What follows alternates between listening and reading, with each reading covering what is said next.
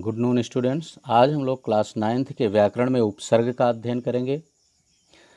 तो आइए हम देखते हैं, सर्वप्रथम यह जान लेते हैं कि उपसर्ग किसे कहते हैं। देखिए, हिंदी भाषा में शब्दों की रचना कई प्रकार से की जाती है। इन्हीं में से एक विधि है शब्दों के आरंभ या अंत में कुछ शब्दांश जोड़कर नए शब्द बनाना। ठीक ना। हिंदी में शब्दों की रचना कई तरह से होती है, लेकिन उसमें से कभी कभी या अक्सर हम कह सकते हैं दो तरीके अपनाए जाते हैं। एक तो उन शब्दों के पहले कोई शब्दांश जोड़ दिया जाता है, अथवा कभी कभी उन शब्दों के बाद में अंत में कोई शब्दांश जोड़ दिया जाता है। इस तरह भी नए शब्द बन जाते हैं। तो इन्हें ही क्रमशः उपसर्ग व प्रत्यय कहते हैं। यानी जिन शब्दों जो शब्दांश शब्दों के पहले जुड़ते हैं वे उपसर्ग कहलाते हैं, और वे शब्दांश जो शब्दों के बाद जुड़ते हैं वे प्रत्यय कहलाते हैं। तो हम यहाँ केवल उपसर्ग की चर्चा करेंगे कि वे शब्दांश जो शब्दों के पहले जुड़ते हैं वे उपसर्ग कहलाते हैं।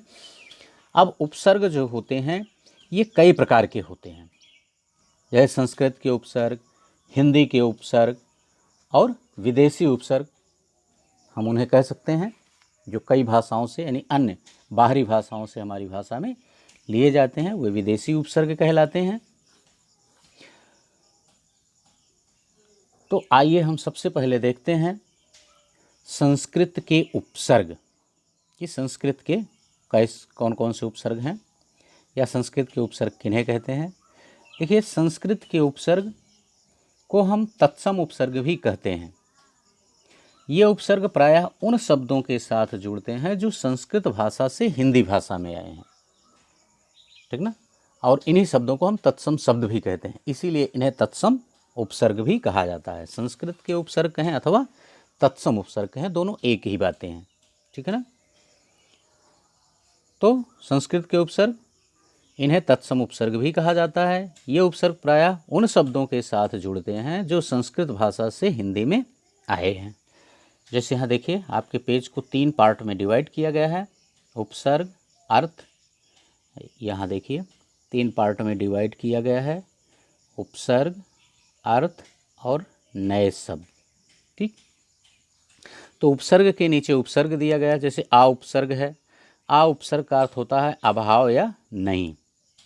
इनसे बना शब्द है अज्ञान और अदृश्य। अज्ञान, आ माने होता है नहीं, ज्ञान माने ज्ञान, जिसके पास ज्ञान ना हो। अदृश्य, आ माने नहीं, दृश्य माने दिखाई देना, जो दिखाई ना दे। उसी तरह से अति उपसर्ग से इसका अर्थ होता है बहुत। इससे बने शब्द हैं अतिशय, अत्यधिक। ठीक ना। उसी तरह अधः माने नीचे, अधोगति, अधोपतन। फिर उसी तरह से अगला शब्द है अधि। इसका अर्थ होता है श्रेष्ठ या ऊपर, अधिकार या अधिगम। ठीक ना। अनुपसर्ग, इसका अर्थ होता है पीछे, अनुगमन, अनुसरण। अगला अर्थ है अप उपसर्ग है अप। इसका अर्थ होता है बुरा, अपमान, अपकार। अगला उपसर्ग अव। इसका भी अर्थ होता है बुरा, अवगुण और अवनति। अगला उपसर्ग है प्र। इसका अर्थ होता है अधिक, प्रबल और प्रचार। इनसे बने ये शब्द हैं। इसी तरह से हम और इसमें देख लेते हैं। जैसे अगला उपसर्ग है प्रति। प्रति का अर्थ होता है हर, प्रत्येक, प्रतिदिन यानी हर एक और हर दिन। सम उपसर्ग, इसका अर्थ होता है अच्छा, समयोग और संयम। ठीक ना। अच्छा योग और अच्छायम। ओके। अगला उपसर्ग है सह। इसका अर्थ होता है साथ, सहपाठी, सहभागी, साथ पढ़ने वाला, साथ भाग लेने वाला। ओके। तो ये थे बच्चों संस्कृत के उपसर्ग। अब आइए हम अगला उपसर्ग देख लेते हैं, हिंदी के उपसर्ग। तो हिंदी के उपसर्ग हम सबसे पहले जान लेते हैं किसे कहते हैं। देखिए, इसको हम तद्भव उपसर्ग भी कहते हैं। इनका प्रयोग प्रायः हिंदी के शब्दों के साथ किया जाता है। हिंदी के उपसर्ग इन्हें तद्भव उपसर्ग भी कहा जाता है, और इनका प्रयोग हिंदी के शब्दों के साथ किया जाता है। तो आइए, जैसे हम पहले देखते हैं, इसमें पहला उपसर्ग है अन। यहाँ भी पेज को 3 भागों में बांटा गया, उपसर्ग, अर्थ और नए शब्द। तो यहाँ पहला उपसर्ग है अन। इसका अर्थ होता है अभाव, जैसे अनपढ़ अनजान, यानी पढ़ने का अभाव जहाँ है वह अनपढ़ है, और ज्ञान का अभाव जहाँ है वह अनजान है। ठीक है ना, जैसे अनजान कहते हैं भाई हम उस क्षेत्र से अनजान है, अर्थात उस क्षेत्र के बारे में हमारे पास ज्ञान का अभाव है। ठीक, उसी तरह से अध, अध का अर्थ होता है आधा, अध जला, और एक मिनट ये शब्द पूरा दिख नहीं रहा, इसका अर्थ है जैसे अध जला और अध मरा, आधा जला हुआ आधा मरा हुआ, जो पूरी तरह से मरा नहीं है। अगला है उन, इसका अर्थ होता है एक कम, जैसे 59, 59 का मतलब 60 में एक कम, 49, 50 माने 50, यानी 50 में एक कम। उसी तरह से कु, कु का अर्थ होता है बुरा, जैसे कुपात्र और कुमार्ग, बुरा पात्र और बुरा मार्ग। उसी तरह चौ, चौ का अर्थ होता है चार, तो चौ राहा चौ मासा, चार राहों यानी चार राहें और 4 महीना। ठीक, उसी तरह से अगला उपसर्ग है नी, नी का अर्थ होता है बिना, निडर यानी बिना डर के, निधन बिना धन के। लेकिन आपको ये पता होगा कि जब उपसर्ग या प्रत्यय शब्दों में जुड़ते हैं तो उसके अर्थ को बदल देते हैं या उसमें विशेषता उत्पन्न कर देते हैं। ये बात, इस बात को आपको ध्यान रखना है। जैसे यहाँ हमने कहा निधन माने बिना धन के, ठीक ना, चूँकि नी का अर्थ होता है बिना, धन का अर्थ होता है धन संपत्ति, तो बिना धन के, लेकिन लोग कहते हैं कि उनका निधन हो गया, अर्थात वो मर गए, उनकी मृत्यु हो चुकी है, तो यहाँ बदल गया इसका अर्थ। उपसर्ग लगने से हर का अर्थ बदल जाता है। ठीक, या उसमें विशेषता उत्पन्न हो जाती है। अगला उपसर्ग है भर, इसका अर्थ हुआ भरा हुआ, जैसे भर पेट, भर पूर। अगला उपसर्ग है दू, दू का अर्थ होता है बुरा, दुसह और दुकाल, यानी जो बहुत बुरी तरह से सहनीय है और जो समय बुरा है। ठीक, उसी तरह से अगला उपसर्ग है बिन, इसका अर्थ होता है बिना, जैसे बिन ब्याह, बिना ब्याह के, बिन कहे, बिना कुछ कहे हुए।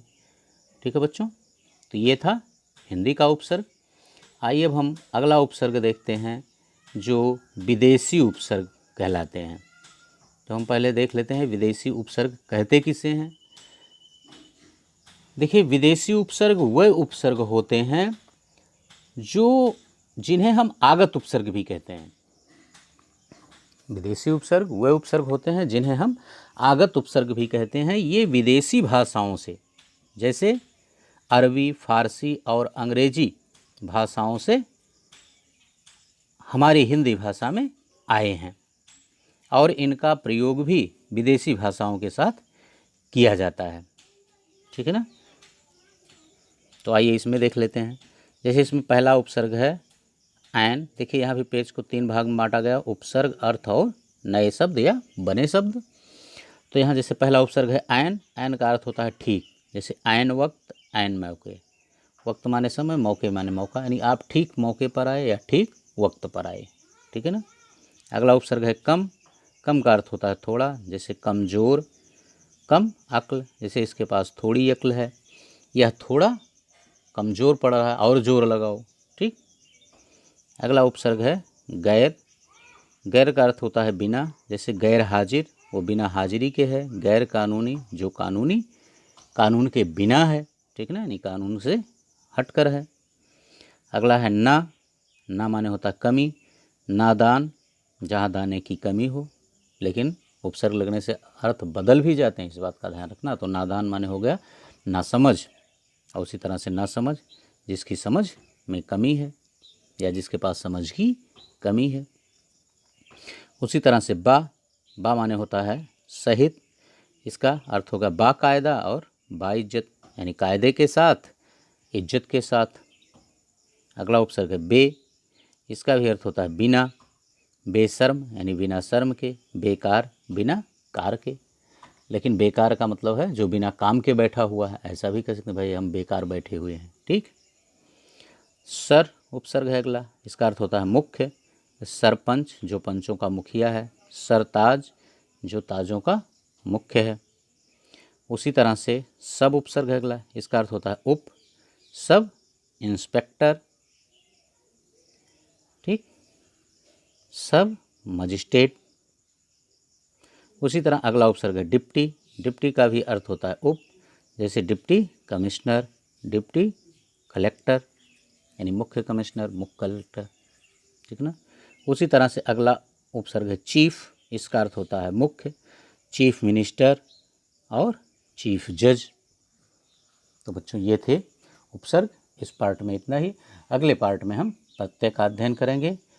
Okay, thank you. यदि इस चैनल को आप पहली बार देख रहे हैं तो चैनल को सब्सक्राइब कर लें और वीडियो को अंत तक देखें। इसे अधिक से अधिक लाइक और शेयर करें और कमेंट करके हमें भी यह बताएं कि यह वीडियो आपको कैसा लगा। Okay, thank you.